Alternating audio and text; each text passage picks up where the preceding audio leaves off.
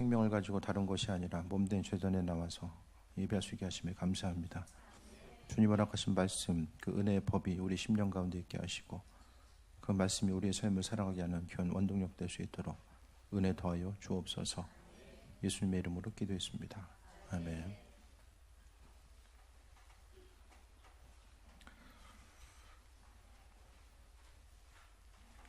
오늘 119편의 전체적인 내용은 하나님 말씀이 중심이에요. 그 성경의 말씀 자체가 우리에게 있어서의 유익이 된다라는 사실을 구절구절을 통해서 이야기해주고 있습니다. 119절의 내용을 통해서 상당히 이제 단일 그 구절을 통해서 보게 되면 이제 제일 긴 장의 내용인데요. 말씀 자체가 중요하기 때문에 시편 기자는 이 구절을 통하여서 또 하나님 말씀을 통해서 세상을 살아가는 것이 무엇인지를 또 이야기하고 있습니다. 65절 말씀 봅니다. 여호와여 주의 말씀대로 주의 종을 선대하셨나이다 라고 합니다. 하나님과 우리와는 계약관계, 계약. 성경 그 신구약, 구약을 통해 특히 보게 되면 하나님과 우리는 계약을 맺었어요. 계약은 그 상호간에 이제 지킬 의지가 있을 때만이 가능하잖아요. 그러니까 우리가 예수 그리스도를 믿는 그 순간부터 주님과 우리와는 계약이 체결이 된 거예요. 우리가 믿음을 통해서 예수님을 통해서 하나님께서 우리를 구원하시기로 마음 먹으셨고 구원하실 거예요. 그 대신에 우리는 하나님 말씀에 근거해서 그분의 말씀 따라 살아가는 것, 계약 공동체로 살아간다는 것은 우리는 성경 말씀이 계약의 한 가지 조항들이에요. 하나님 마음대로 움직이시는 분이 아니라 성경 말씀에 근거해서 움직이세요. 그래서 하나님은 성경 말씀을 벗어나서는 움직이지 않습니다. 성경에 근거해서 그분의 뜻을 정하시고 인도하시고 예비하시는 그 모습들에 대해서 보게 되고, 그러니까 우리는 언약, 구약에서의 하나님께서 말씀을 주신 것도 다 계약 관계, 신의 산 계약. 다윗은 또 하나님과의 그 은혜 가운데 계약을 맺고 나아가는 것. 그 모든 계약의 순간순간. 그러니까 여기서 65절에서는 이야기하는 것은 주의 말씀대로 주의 종을 선대하셨다라는 것은 그리스도 예수를 받아들이고 또 은혜 가운데 살아가는 사람, 예수님을 주인으로서 받아들이고 살아가는 그 한 사람 한 사람에게 하나님께서는 은혜로 베풀어 주시고 함께 하신다라는 것. 오늘 시편 기자도 하나님 말씀에 근거해서 내 삶의 여정 가운데 은혜도 하시고 축복해 오셨다라는 사실에 대해서 오늘 성경 구절을 통해서 다시 한번 고백하고 있습니다. 66절 봅니다. 내가 주의 계명들을 믿어 싸우니 좋은 명철과 지식을 내게 가르치소서. 여기서 믿는다라는 것은 성경 구절이 하나님께서 내게 은혜로 베풀어 주시고 함께 하시고 또 내 삶을 위해서 허락하신 아주 존귀한 순간이라는 것, 구절이 내게 필요하기 때문에 하나님께서 은혜로 베풀으셨다라는 그 사실에 대해서 말씀하고 있습니다. 그래서 명철과 지식을 내게 가르치소서. 공부할 때도 하나님의 그 은혜 가운데 살아가는 그 부분. 말레이시아 아는 그 자매 아버지가 이제 말레이시아 선교사예요. 그분의 일은 선교지에 가가지고 거기에 언어를 배워서 성경을 이제 번역하고 또 교재를 편찬하고 이제 주로 이제 성경 번역을 많이 하는데, 말레이시아 가서 한 달 만에 이게 읽고 말할 정도가 됐다는 거예요. 그러면서 이제 그 자매가 이야기하는 게 뭐냐면은 공부를 하더라도 하나님께 먼저 지혜를 구하고 그분의 목적이 합당한 상태로 간구하는 그 부분, 그것을 되게 강조하는 것을 들었었거든요. 우리가 어떤 일에 대해서 행하고 배우고 나아가는 것. 여러분 공부한 대로 좀 결과가 얻어집니까? 열심히 하는데 성적이 잘 안 오를 때가 있잖아요. 또 힘쓰고 노력하는데 세상적인 일들도 여러 가지 힘쓰고 노력하는데 노력한 만큼 결과가 이루어지지 않을 때가 있잖아요. 하지만 그 부분 가운데서 목적이 분명하면은 하나님께서 그 삶을 허락하시고 인도하시고, 여기 나와 있는 명철과 지식, 하나님께서 우리에게 지혜와 지식을 허락해 주시고 그것을 통해서 우리가 또 새해 먹고 나아갈 수 있음을 이야기합니다. 그러니까 믿는 자로서 이것이 내가 가능할까? 또 어떤 일들을 목표를 세우고 앞으로 나아가면서 이것이 가능할까? 그것에 대해서 생각될 때가 있잖아요. 그런데 인간적인 생각과 관점 가운데서는 불가능해 보이는 그 일들을 하나님께서 믿음 가운데 목표가 분명한 이들에게 하나님의 지혜를 부어주셔서 그분의 뜻과 인도하심 가운데 행할 수 있도록 만들어 주신다는 거예요. 구약에 보면 다니엘과 세 친구들 보면은 상당히 지혜로운 인물들로 나오잖아요. 그들의 삶을 통해서 하나님은 지혜를 베풀어 주시고 그들의 삶의 목적이 분명하니까 하나님께서는 지혜로 허락하시고 함께 하시는 것. 그러니까 세상 모든 지혜의 근본이 바로 하나님께 있기 때문에 그분께서 공급해 주시는 지혜를 통해서 살아갈 수 있는 것. 그 모든 것이 성경 말씀 가운데 담겨져 있다는 것을 이야기합니다. 인구 비율 대비 그 노벨상 최고로 많이 받는 것이 유대인들이잖아요. 그 비율을 다른 민족들이 따라갈 수가 없어요. 그러니까 계속해서 노벨상에 대해서 받는 유대인들이 많은 것은 어렸을 때부터 계속해서 하나님 말씀에 대해서 보고 듣고 암송하다 보니까 그 체계, 말씀에 대한 체계가 이제 마음속에 있고 또 그 공부를 어떻게 해야 되는지에서 먼저 이렇게 일찍 지혜가 깨쳐지는 거예요. 튀어진다라고 하죠. 그것을 통해서 그들이 조금 더 지식의 세계로 또 접근해 나아갈 수 있는 부분도 보게 됩니다. 그래서 명철과 지식을 내게 가르치소서. 명철과 지식은 믿는 이들에게 주신다라는 거예요. 오늘 하루를 삶에 있어서도 그냥 눈 뜨고 저녁 이 시간 모였구나 그게 아니라 그날 하루를 살아가는 과정 가운데서도 하나님께서 내게 은혜로 베풀어 주시고 함께해 주셨구나 그것에 대해서 믿음으로 고백하면서 살아가는 이 순간순간들에 대해서 이야기하게 됩니다. 성경에서 보면 대표적인 사람이 있잖아요. 베드로가 평생에 뭐 했어요? 그의 그 전반기의 삶의 모습은 고기 잡았어요. 물고기를 잡는 것에 있어서는 전문가였지만은 말씀을 전하고 구약의 말씀에 대해서 전문적으로 받아들이고 그 당시에 보면은 구약 성경 읽을 수 있는 사람이 5%도 안 돼요. 성경 읽을 수 있는 사람이 5%가 안 됐어요. 그 가운데서 그 구약의 내용에 대해서 알고 나가서 전하는 거. 그러니까 담대하게 복음 전하다 보니까 저 사람 베드로 맞아? 주변 사람들이 그렇게 인식한 거예요. 삶을 통해서 하나님만이 우리에게 허락하신 지혜와 능력과 인도하심이 그 안에 존재한다는 것에 대해서 우리는 바라볼 수 있어야만 합니다. 67절 봅니다. 고난당하기 전에는 내가 그릇 행하였더니 이제는 주의 말씀을 지키나이다 라고 합니다. 신앙생활 하면서 고난이 성경은 뒤에도 나오지만 유익이라고 이야기하거든요. 고난당하기 전에는 그릇 행했다라고 이야기합니다. 사람의 본성 가운데 그릇 행함의 그 모습은 내 안에서 육신적인 본성 자체가 분명하게 있어요. 그 본성은 하나님의 뜻이 아니라 내가 하고 싶은 대로 세상 가운데 어떤 목적을 이루면서 살아가는 데 더 중심을 둔다라는 거예요. 그래서 고난 이전에는 하고 싶은 대로 하고 또 스스로 옳다라고 여기는 그 일들에 대해서 계속해서 정진해 나아가는 모습을 보게 됩니다. 하지만은 고난 이후의 삶을 보니까 주의 말씀을 지킨다라고 이야기합니다.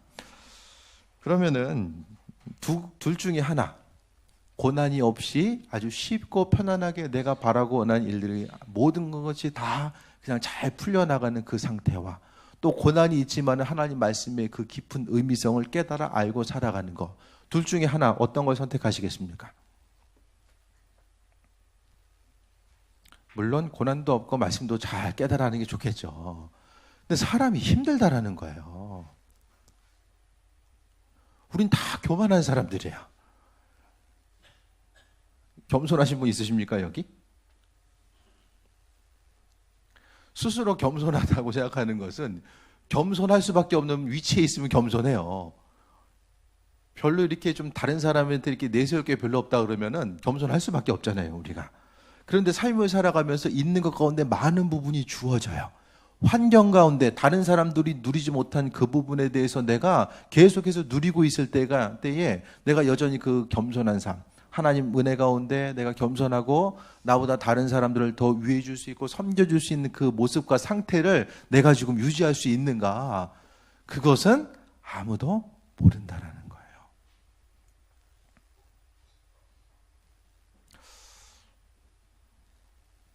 제 자신의 삶을 통해 보니까 그런 것 같아요. 조금이라도 더 어떤 그 위치 가운데 세워지고 또 이제 시간이 가면 갈수록 하나님께서 베풀어 주시고 인도하시는 그 은혜를 조금씩 경험할 때마다 내 안에서 올라오는 그 다른 사람을 향해서 자랑해야지, 내가 높아져야지 해서 그게 아니라 어떻게 하냐면은 다른 사람들과의 대화를 하다 보면은 그 사람을 향해서 계속해서 이야기를 통해서 내가 교만해져 있음을 스스로 감지할 때가 있다라는 거예요. 그러니까 나는 하는데 너는 못하고 있구나. 이것에 대해서 계속 이야기하다 보면은 나 자신이 이제 교만해 있음의 증거입니다. 그 성경 가운데 보게 되고 성경 보면은 수많은 사람들이 고난을 경험한 사람들이잖아요.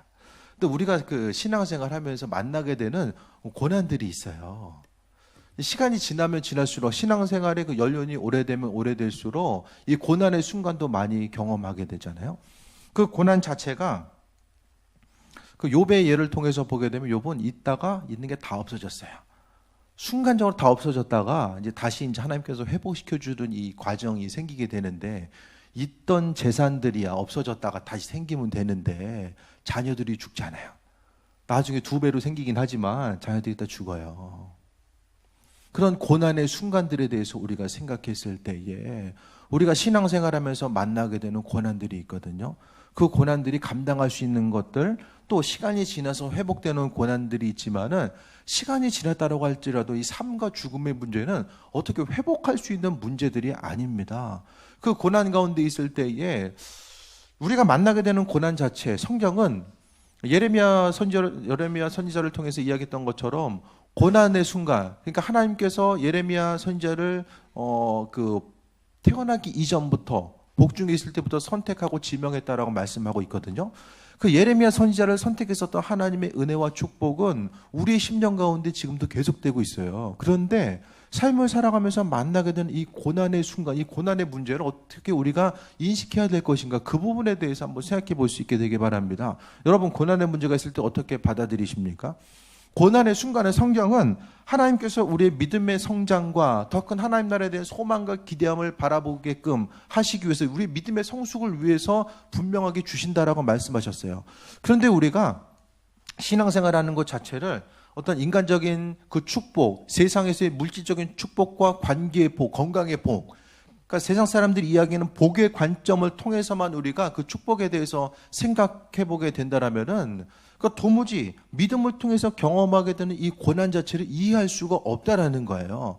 감당할 수 있는 고난, 때로는 고난이 있을 때 하나님 도와주셔서 이렇게 해서 하나님 축복해 주셨습니다. 이런 간증할 수 있는 내용까지 우리가 이해하고 용납이 되지만 어떤 내가 이해할 수 있는 틀을 넘어선 이 고난의 순간에 우리가 맞닥뜨렸을 때에 그 순간을 우리가 어떻게 이해하겠는가?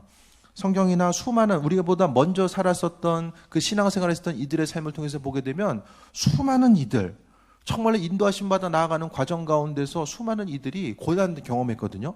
찬송시를 쓴 많은 사람들이 죽음에 대해서 경험했던 사람.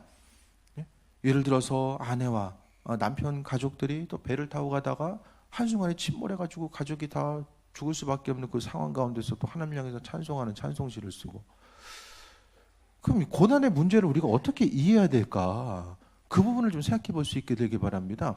아니, 이해할 수 있는 고난의 모습이 있고 내 생각과 관점, 내 이해를 벗어난 그 고난의 모습이 우리가 얼마든지 다 경험할 수 있잖아요. 내일 일에 대해서 우리는 아무도 모릅니다. 극한 고난의 순간, 그 중간에 우리가 만약에 이제 있게 되는 그 순간이 있다라고 했을 때 우리가 어떻게 이해하겠는가? 오늘 본문에서는 하나님 말씀을 더 깨달아 알게 됐다라고 이야기하거든요. 그릇 행하였더니 이제는 주의 말씀을 지킨다. 하나님 말씀을 지킨다라는 것은 말씀에 대한 가치가 무엇인지를 깨달아 알게 됐다라는 거예요. 성경 말씀에 대한 가치 자체, 결국 성경 말씀은 그리스도 예수 하나님 자신이거든요. 그러니까 고난을 통해서 하나님이 누구인지를 더 깊이 깨달아 알게 됐다라는 이 사실을 말씀하고 있습니다. 그러니까 고난의 순간순간 통해서 우리가 생각해 볼 수 있는 것은 하나님은 선하시다라는 것. 성경이 기본적으로 우리에게 말씀하시는 것은 하나님은 선하시다라는 거예요. 68절 봅니다. 주는 선하사 선을 행하시오니 주 윤례들로 나를 가르치소서.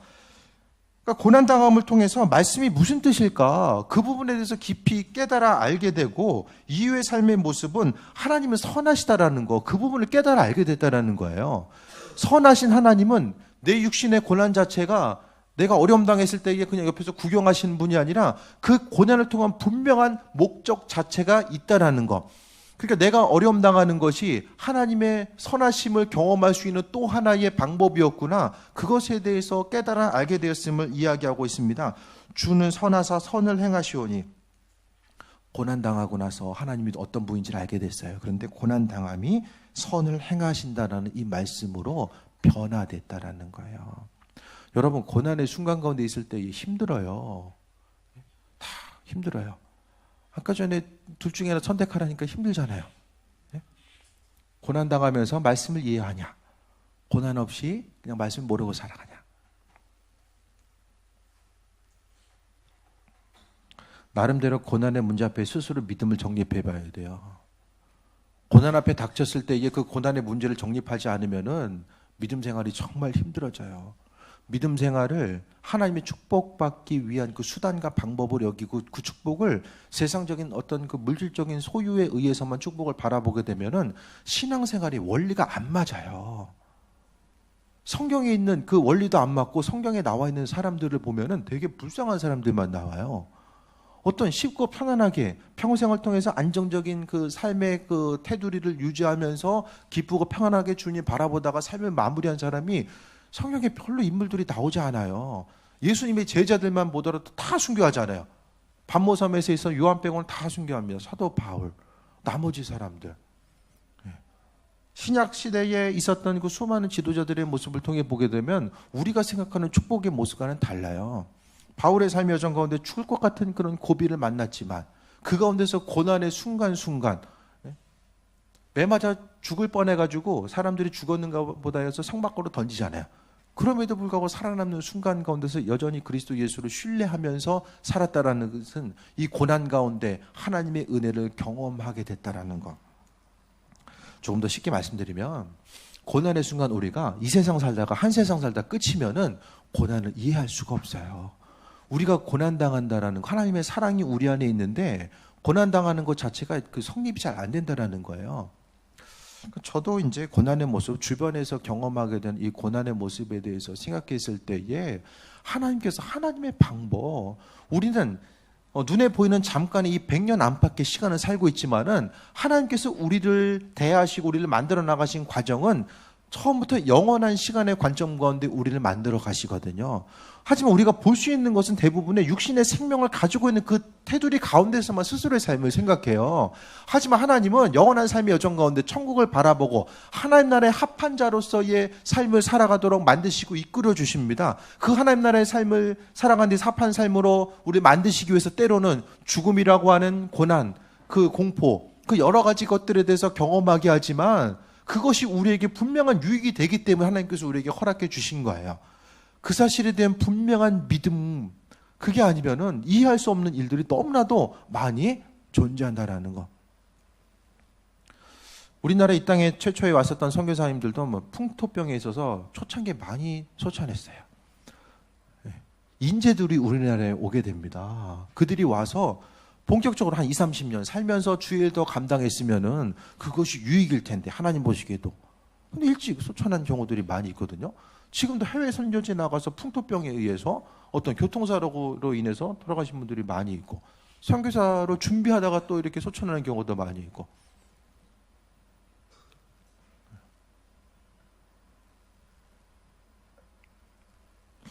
그 전에도 한번 말씀드렸었는데, 이웃 교회에 목사님이 그런 얘기를 하시는 거예요. 그 어떤 자매가 결혼을 했어요. 결혼했는데 이제 결혼하면서 남편도 이제 신앙생활 잘 이제 시작한 거죠. 그런데 이제 몇 개월 안 돼 가지고 이 자매가 뇌출혈로 이제 소천하게 됩니다. 도무지 좀 이해가 안 되는 일들. 믿음 생활을 시작하고 아름답게 나아가는 그 과정 가운데서 왜 그런 일이 일어날까? 또 주의 일에 헌신하고 쓰임받고 나아가는 그런 한 사람 한 사람 과정 가운데서 정말로 감당하기 힘든 극한 어려운 일들이 왜 생길까? 이게 하나님 나라의 영원한 시간의 관점 가운데 비춰보지 않으면은 우리의 머리로서는 절대로 이해할 수 없는 것. 하나님 나라의 시간의 관점도 우리가 이해할 수 있는 수준에서의 지금 그걸 말씀드리는 거예요. 하나님의 광대하신 그 뜻과 예비하심, 세상을 창조하신 그분의 뜻은 아무도 이해할 수 없다는 그 부분에 대해서 다시 한번 말씀드립니다. 계속해서 말씀 봅니다. 69절 봅니다. 교만한 자들이 거짓을 지어 나를 치료하였사오나 나는 전심으로 주의 법도들을 지키니이다. 말씀대로 살아가려고 하다 보면, 말씀을 깨닫고 그 말씀대로 살아가려고 하다 보면 또 수많은 어려움과 고난의 순간을 경험할 수 있어요. 하지만 그 말씀을 또 하나님의 은혜와 축복이 무엇인지를 깨달아 알기 때문에 그로 인해서 또 승리하는 삶을 살아갈 수 있음을 이야기합니다. 70절에 그들의 마음은 살쪄서 기름덩어 같으나 나는 주의 법을 즐거워하나이다. 주변 사람들이 고난을 주고자 하는 그 어려움들, 나를 괴롭게 하는 모습들이 따라갈지라도 주의 법을 즐거워하는 것. 이제는 주님의 법에 관심이 없었어요. 내 삶의 주인이 내가 되어서 내 뜻대로 살아가는데 이제는 고난 가운데 주님을 만나게 되니까 그리스도 예수, 그분의 뜻과 인도하심 가운데 살아가다 보니까 주의 말씀이 즐거워졌음을 이야기합니다. 여러분 개인적으로 생각해 보세요. 언제 믿음이 성장하셨습니까?